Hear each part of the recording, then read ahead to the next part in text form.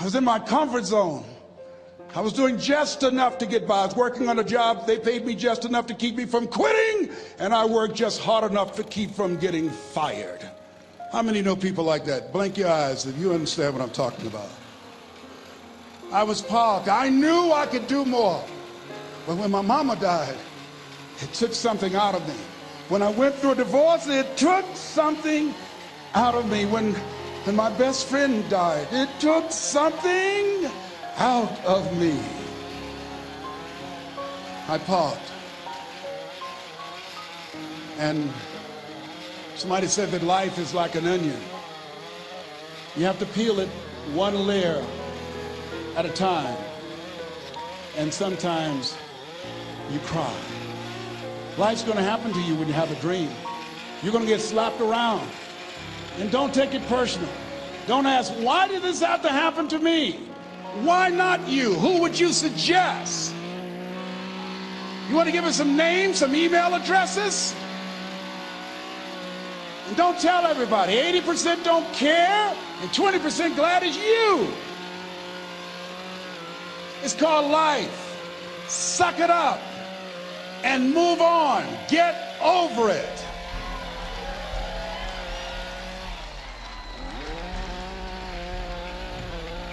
It happens to everybody. Here's the other thing is you look at your goals and look at your dreams. When you're going through some stuff, repeat out to me, please. When things go wrong, don't go with them. Yes, write that down. When things go wrong, don't go with them. When you're working on a business deal, you're counting on some money. Someone said you will get the loan, and it falls through. You have an event, and the people that you thought would be there and support you, they don't come through. Or someone turns against you, or you get ripped off.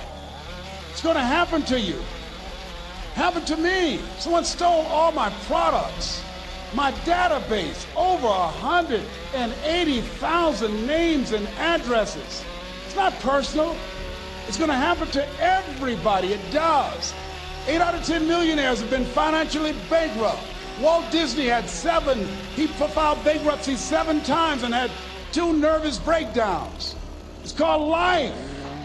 But I got a saying, when life knocks you down, try and land on your back, because if you can look up, you can get up. You've got the power in you to do that. You've got something special. You've got comeback power. Here's the other thing. Let us say together, it's possible. It's necessary. It's me. Yes, write that down. It's me. Take ownership for your life. Nobody can live your dream for you but you. Nobody's going to take care of your business like you. Stop coming up with excuses. Don't give yourself permission to continue to live a small life. You can't fit a big dream into a small life. Give yourself permission to go for it, to test yourself, to challenge yourself, to live full. I like the saying, always strive to get on top in life, because it's the bottom that's overcrowded. The reason you're here is because there's something in you that says, I can do more. This just can't be it. There's something in you. There's a calling on your life. There's something in your heart that caused you to get dressed and spend the money to go to seminar after seminar and listen to message after message and speaker after speaker. Because there's something in you that tells you this is not it for you. You have not peaked here. There's more in you that you are expressing.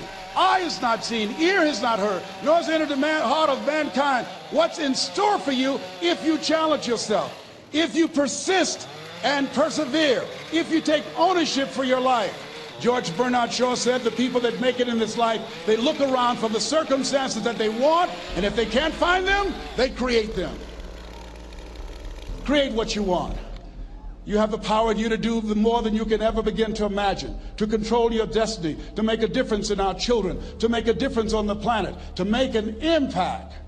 Let us say together, it's me. And let us say together, it's hard.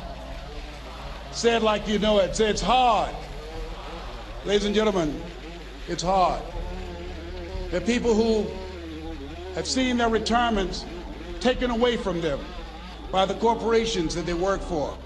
They were within 2 or 3 years of retiring, and they had it taken from them. The #1 entrepreneurs in this country now are senior citizens. The #1 employer, #2, McDonald's and Walmart. And there's nothing wrong with those jobs. I guarantee you those people did not have a plan to end up living their lives at the end of life with those types of jobs. And they didn't have a plan like you have, and while you're investing in yourself, not to. And it's hard. There are people making choices between purchasing prescription drugs or paying for gas or a mortgage note. It's hard when you're working on a job for 20 years, 30 years, give them some good years, and then they come in and tell you, we've downsized. In other words, you're fired. And then you have to start all over again. How many of you know it's hard? Raise your hands, please. It's hard. And it's not fair. One of the things I like about T. Harv is he talks about work and investing in yourself. It's not fair when people are going up against that kind of stuff to tell them just think positive and be enthusiastic and everything will work out all right. Ain't that kind of party. It's hard. Life will put some knots on your head. I bought my first home for my mother. I was rushing, didn't know what I was doing, and I bought a home that had a lien against it. And they called me, Mr. Brown, yes, there's a lien against your property. We need $55,000 if you're going to stay there. Wait a minute, sir. I just bought this home. The guy told me there were no liens against it. I'm not the one that owe you the money. You should have checked that out, Mr. Brown. Come on. I called my attorney. We followed up. Yes, Les, there's a lien against the property. But he told me there were no liens. He lied, obviously. Oh, my God. He told me he wanted to help me because he admired the fact that I was buying this home for my mother and that he was adopted, and he identified with me. Les, he suckered you. He played you, man. So what? Well, would they take payment arrangements? What about $5,000 a month? They want all the money, Les. They want all the money, or you're going to have to get out. The house is going up for sheriff's sale. Do you have it? No, I don't have it. Can they give me some time? Tell them to give me 3 months, please. Give me 3 months. My mother's in her 70s, man. She has a bad heart. Don't do this to me. This is my dream. Don't do this, man. Please, let me talk to them. Les, I'm talking to their attorney. They don't want to talk to you. I've got to talk to their attorneys. Do you have the money? No. Will they give me 3 months? No. What about 2 months? No, Les. They want the money in 7 days. Oh, my God. Let me call you back. I'm not sure. And I walked the floors thinking, God, how could this happen to me? I got to figure this out. I got to figure this out. It seemed like the days were just ticking off. Thursday, I had to call them and let them know. They called me, Les, do you have the money? No, I don't. Friday, you have to leave. The sheriff will be there. You're going to have to leave, Les. They're going to take my house. What about my down payment? You lost it, Les. You lost it. Okay. I got to go. Yes. I prayed, Lord, please, if you show me that you're real, if you're really real, you think Paul worked for you, you haven't seen anything. Don't let me lose this house and watch what I'll do for you. I was trying to cut a deal. Have you ever tried to cut a deal? It's amazing how spiritual you get when you get in trouble. You know what I mean? When I was diagnosed with prostate cancer, I was going to bed with the Bible and the Holy Quran and Science of Mind and Joel Goldsmith, everything I could find. I was praying to Jesus, Yahweh, Melchizedek, everybody. I was calling on everybody. It's amazing. And here I was walking the floor, 3 o'clock in the morning, and I had to go and wake my mother up. I got on my knees and I said, Mama, I said, I need you to wake up. She said, what's wrong, Leslie? I can hear you walking back and forth. I'm not asleep, son. I said, there's something I need to tell you. She said, your eyes are red. Why are your eyes red? Because I feel so stupid now. Why? we got to move tomorrow. Why, Leslie? There's a lien against the property, and they want $55,000, and I don't have it. And we're going to be set out tomorrow. We have to go back to Liberty City. So she said, it's okay. I don't like this house anyhow. I said, why? She said, because of my arthritic knees, it hurts my knees when I go up the steps. I said, and why didn't you tell me? Because you were so happy. I just said it because you were happy. I'll live in a shack with you, boy. I love you. It's not the house. I love you. I love all my children. I said, thank you, Mama. Thank you. And the next day when we were in the truck going back to Liberty City, and we pulled down 68th Terrace, the neighbors came out and said, whoa, Mamie, y'all coming back? Are you back? Yes. What happened to the home your boy bought for you? Those boys you adopted. Leslie didn't do a title search. He made a mistake. And boy, I was so humiliated. How many ever made a mistake that you were just humiliated? Raise your hands. I was devastated. I was taking the furniture off the truck, and my mother came, and I was crying. And she said, boy, I said, yes, ma'am. She said, hold your head up. I said, Mama, I can't. She said, hold your head up. I said, why? Look what I've done. She said, it's okay. It's okay. You are going to make a lot of mistakes in life, young man. You're going to fail your way to success. You have nothing to be ashamed of. Keep your head up and take that furniture back in the house. I said, yes, ma'am. And I learned something from that. If you ever go through something, hold your head up. If you ever make a mistake, hold your head up. If you ever do something and everything goes wrong, life catch you on the blind side, hold your head up. It's not over. Goethe said, that which does not kill you will make you stronger. Hold your head up. Shake someone's hand on your right and left and say, hold your head up.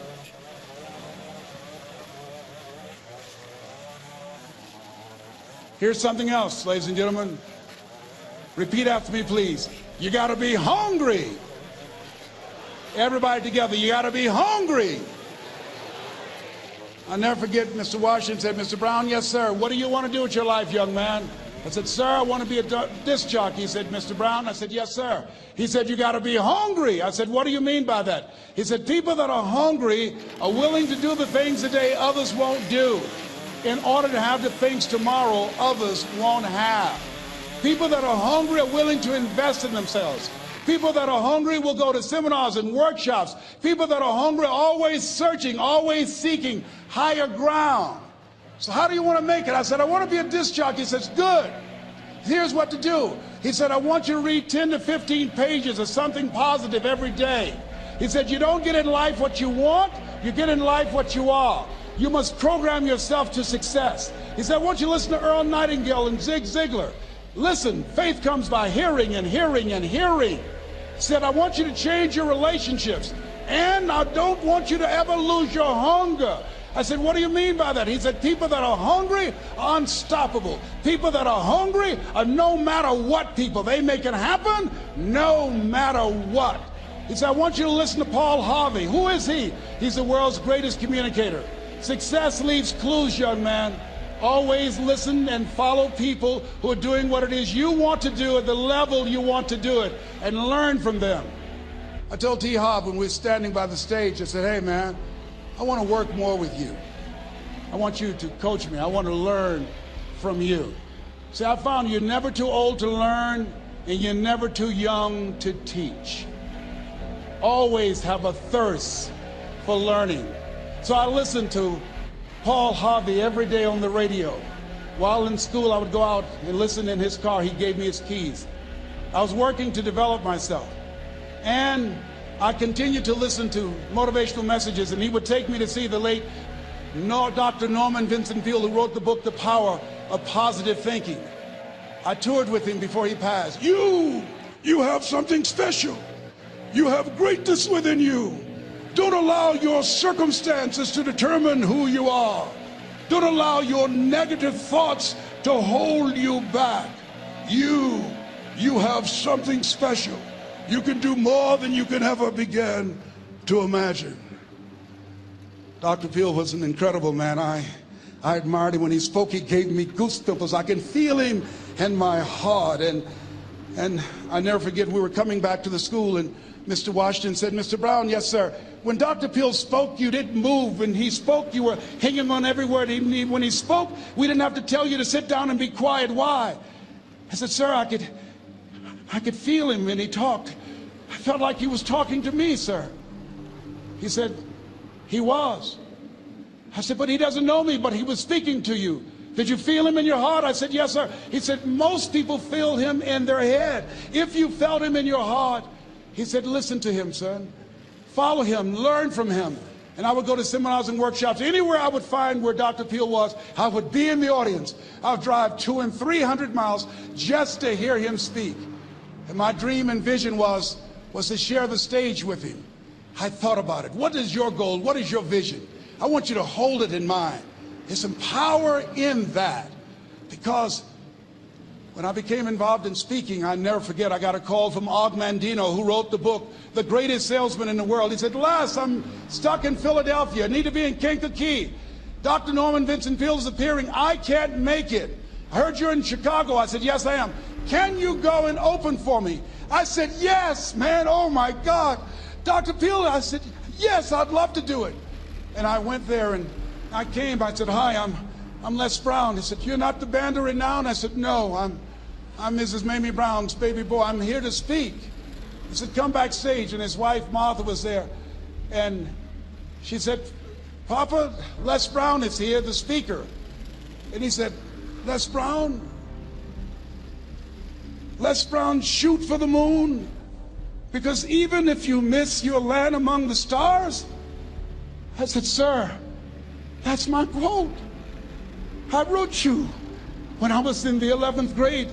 I was a part of a special education class project. That's my quote. He said, I know. I end all my speeches with that quote. And Dr. Peel had a great sense of humor. A young man was backstage, and I had so many questions to ask him, and my mind froze up, and the young guy said, Dr. Peel, how old are you? And he was up in age. He said, Sonny, I'm 92. The young man looked at him and said, I don't know if I want to live to get 92. He said, that's because you've never been 91. So I did the things that Mr. Washington suggested. I listened to motivational tapes on a regular basis. I would go to seminars and workshops whenever Zig Ziglar and Dr. Dennis Wagley and Jim Rohn would come to town.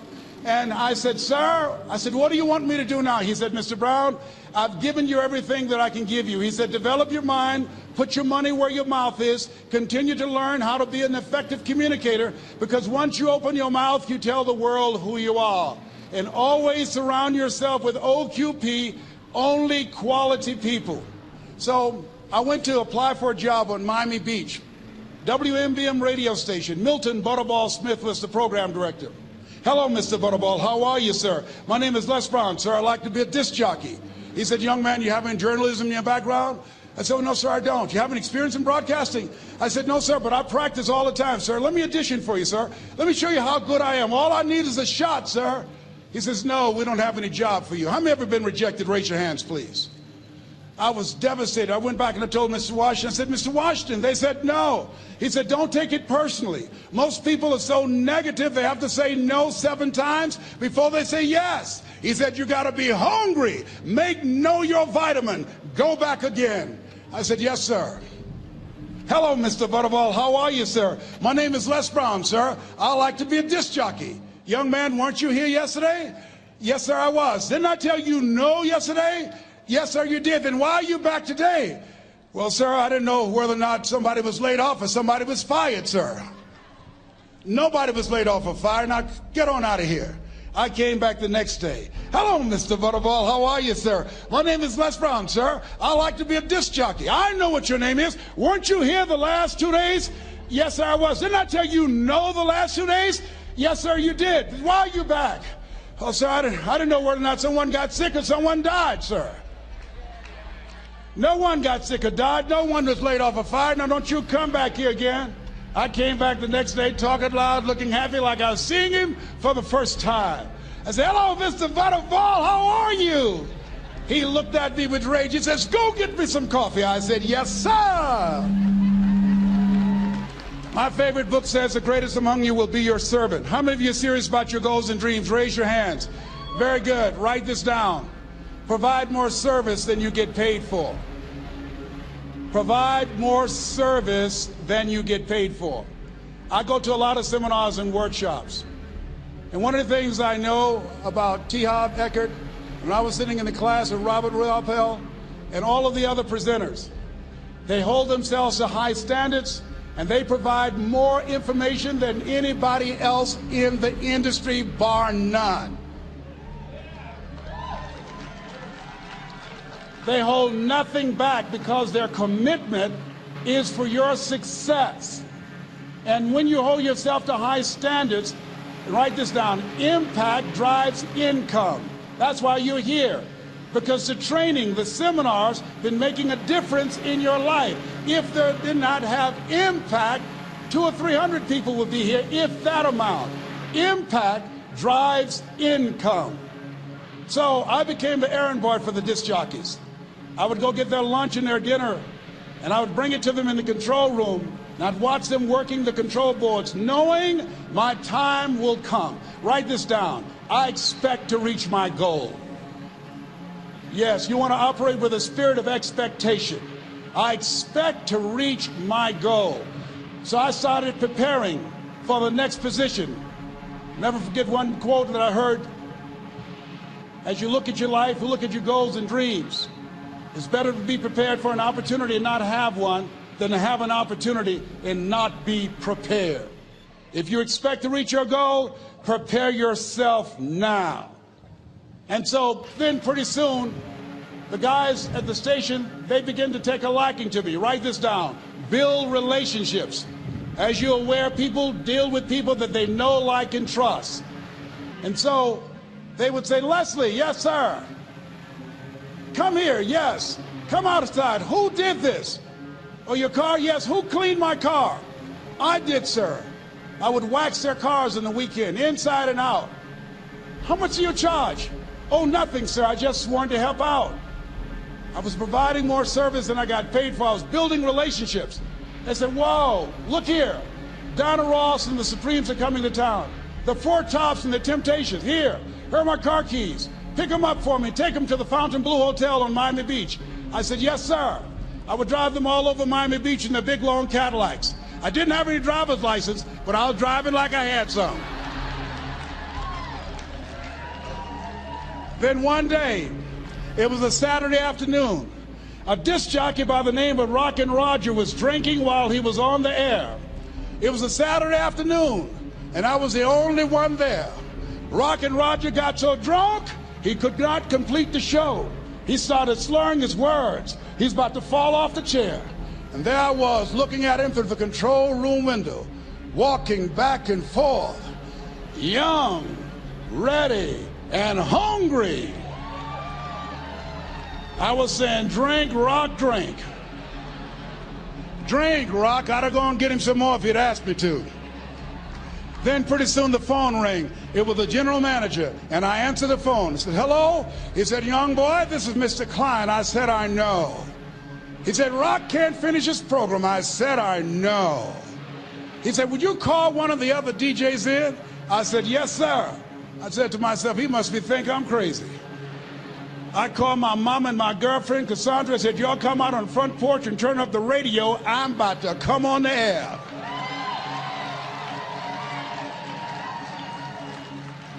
I waited for about 20 minutes, and I called him back.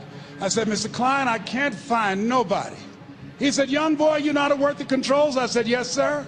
He said, go in there and segue the records, but don't say nothing here. I said, yes, sir. I couldn't wait to get old Rock out of the way.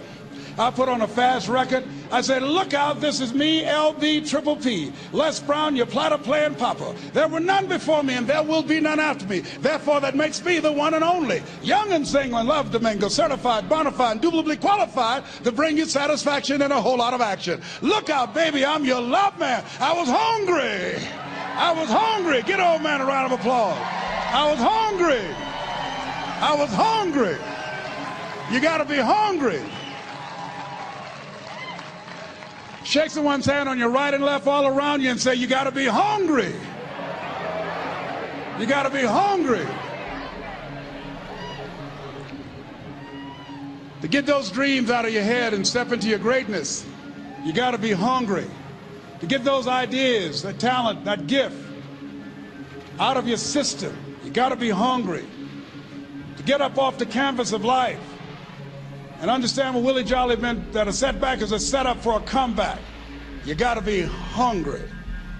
People that are hungry are willing to do the things today others won't do in order to have the things tomorrow others won't have. How many of you got value out of what you've heard thus far? Raise your hands, please. Very good. I'd like to leave this with you. I don't know what your goals are. I don't know what you want to do. Here's what I know about you. You have greatness within you. Here's what I know about you. I can help you to live full and to die empty. I can show you what I've learned. If anybody told me that I would be doing what I'm doing now, I leave here today, I go to New Orleans and speak there, then I'll be flown to Barcelona. If anybody told me, given my circumstances, born in an abandoned building on a poor section of Miami, Florida, called Liberty City, if both my birth parents stood up and said, hello, son, I would not know either one.